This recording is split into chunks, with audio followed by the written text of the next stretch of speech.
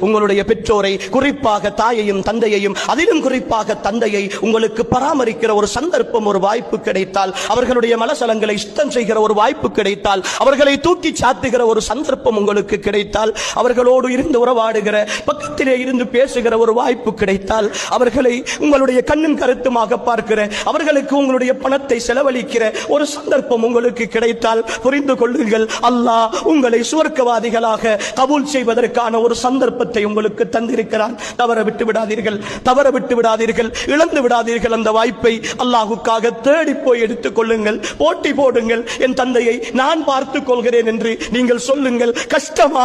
பொறுமையோடு இருங்கள். சிரமமா? வேலை போகிறதா? நேரம் போகிறதா? சம்பாதிப்பதில் சிக்கலா? அல்லாஹ்வுக்காக பொறுமையோடு இருங்கள். இந்த உலகம் முடிந்துவிடும் சகோதரர்களே. பராமரிக்கிற என் தந்தை மௌத்தாகுவதற்கு முன்னால் நான் மௌத்தாகி போவேன். ஆனால் என் கபர் இருக்கிறது, என் மஹ்ஷர் இருக்கிறது, என் ஸிராத் இருக்கிறது, என் சுவனம் இருக்கிறது. எனக்காக என் தந்தையையும் தாயையும் நான் பராமரித்ததற்காக, அவர்களுடைய சொல்லை கேட்டதற்காக, அவர்களை கௌரவப்படுத்தியதற்காக, அவர்களை கண்ணியப்படுத்தியதற்காக, எனக்காக என் ரப்பு தயாரித்து வைத்திருக்கிற அத்தனை சந்தோஷங்களும் அவுஸத்து அபுவாபில் ஜன்னா, அவுஸத்து அபுவாபில் ஜன்னா, சுவர்க்கத்தினுடைய நடுவாசல் எனக்காக என் தந்தையின் மூலம் திறக்கப்பட்டிருக்கிறது. அந்த சந்தோஷத்திற்காக என் ஈமானிய உறவுகளே, பெற்றோர்களை அல்லாஹ்வுக்காக சுமைகளாக நினைத்து விடாதீர்கள்.